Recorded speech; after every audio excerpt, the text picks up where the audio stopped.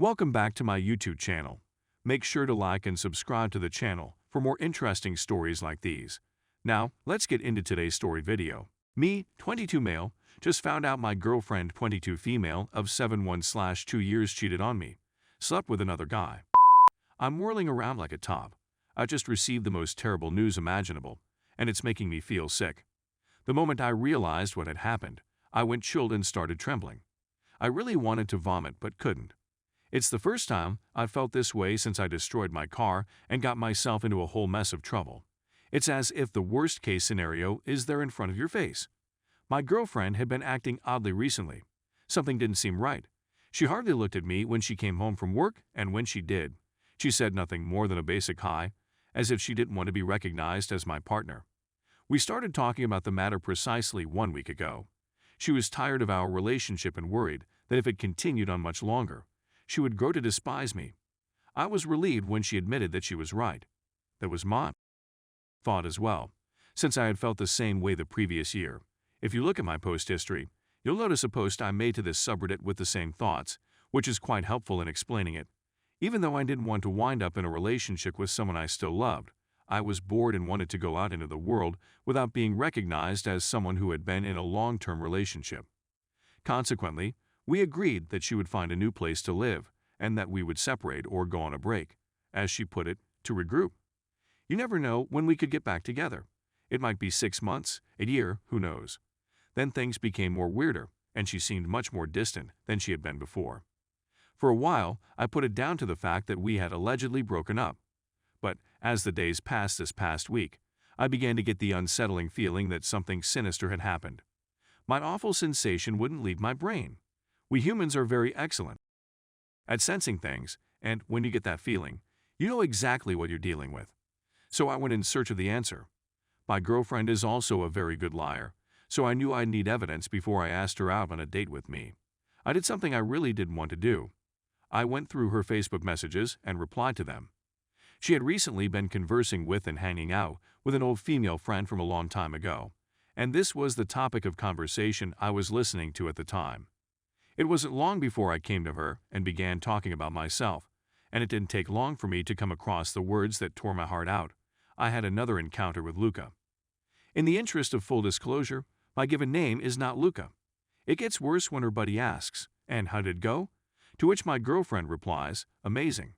As soon as I got the opportunity, I confronted my girlfriend about it, and she categorically denied it at first, and then she denied it again and again. I informed her that it was unnecessary to lie any longer, since she was just aggravating the situation. She ultimately gave me a nod, and I returned the gesture before discreetly fleeing the site of the crime. This was not an instance of a woman returning home with a guy who was inebriated. While we were still at home, she said, "I'm going to stay with my friends tonight, okay?" I didn't give it much thought since it was nothing out of the usual for her at the time. As always, have a good night, and I'll see you in the morning. And don't forget to contact me before you go to sleep. I told her of the situation. Considering how obvious a lie and deliberate act this was, I'm becoming progressively more depressed. She did, in fact, send me a text message. After saying goodnight, she said she'd see me in the morning. I was relieved. She's resting next to a 26-year-old guy she met a month ago and has become fast friends with. Our relationship is over, but neither of us has a place to call home, so we're stuck in the same house until she can find a new place. I've been in a relationship with this girl for 7.5 years, since I was 14 years old. It's completely gone now. I'm not sure what to think. She hasn't seen me cry in 7/1/2 years, and last night was the first time. I'm quite good at keeping my emotions under control. The only person I've informed about this is a buddy who has relocated to another country and broke down in tears over the phone when she learned the truth about me. I'm just at a loss on what to do or what will transpire in the future. I meant to forget about her since she's moved out, right? I'm still completely head over heels in love with her. In the beginning, everything will seem normal. I'll get 2 feet off the ground, but as soon as I remember what happened, I'll be pulled under the surface. Not to mention the fact that I have to go tell everyone what occurred, including my family and friends, which is really embarrassing. Edit. It seems I didn't make it clear. My apologies. She cheated on me before we discussed splitting up. I just learned about it last night. Edit 2. I'll write more tomorrow to assist folks understand why I'm writing here, and why it's not as easy as, who cares, you've broken up now. We still love one another, or at least I did, she claimed. I'm simply looking for anybody who has had a similar experience. Thank you for your time and responses. I'm off to bed now. I'm on the other side of the planet. Story 2. If they cheated on you, they'll very likely cheat on their future partners too. A quick summary of my relationship with my narcissistic ex-partner is as follows. We'll be together for a year. That is, the whole calendar year of 2020, so make your arrangements appropriately. 2 weeks before my birthday in December 2020, which was 2 weeks before my birthday in December 2020 arrived D-Day, I discovered that he was contacting ladies he met on Reddit using a phony phone number, which I was able to track down and identify as belonging to him. In addition, I discovered that he had been having encounters with a colleague for 3 months at the time of my investigation. I also discovered that he had infected me with HPV, and as a result, I had precancerous abnormalities in my cervix that I had been completely unaware of until now. I made the mistake of pursuing couples therapy with him, as well as individual counseling for myself and him, all of which were unsuccessful. During the second session of couples counseling, he had already began attempting to attract female visitors to his home for the purpose of working out. This was the last straw that convinced me that I did not want to see him ever again in my life. In December 2021, just a few days before the holiday season, his girlfriend approaches me to tell me that she has caught him cheating on her as well, and that she has alerted the appropriate authorities. During the course of the year they were together, she discovered that in addition to his girlfriend, he had slept with 6 other women. She was taken aback by this revelation, which she considered startling. His girlfriend told me how he was always open with his phone and laptop, never concealed anything from her, presented her, and his other GF, to all of his friends and family, and they didn't say anything to either of them, but he was the polar opposite with me.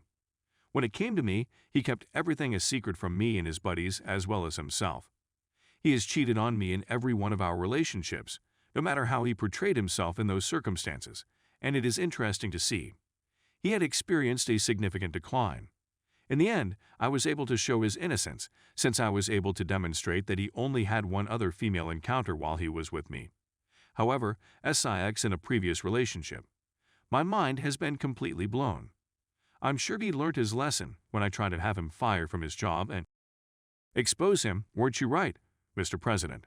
He was simply going to deteriorate more. She informed me that he was always making remarks about how nuts I was, of course he was, and that she felt it was remarkable how often he made general remarks about me. However, she claims that he has always been really considerate of her.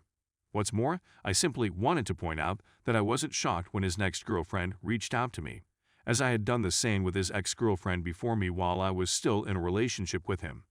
In addition, his ex-girlfriend has now become a dear friend of mine, which is fantastic to see. In the past, I had shown a desire in getting in touch with his girlfriend, but I didn't want to be seen as the crazy ex, so I knew I needed to remain away until she answered. On the personal front, I am fortunate enough to be married to the most lovely guy a woman could hope to find. For years, I've been in relationships with people that were unsatisfactory and unconsiderate of me. It's taking a toll on my emotional well-being because of all of this. I've finally met someone that makes me feel confident and happy about who I am. He is well aware of everything that has occurred in my life and has been quite patient with me.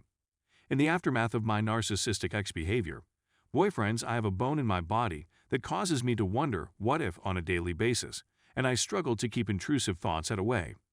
As a result of this experience, I will be altered for the rest of my life, but I will never again break my own personal boundaries if someone's words do not match their actions.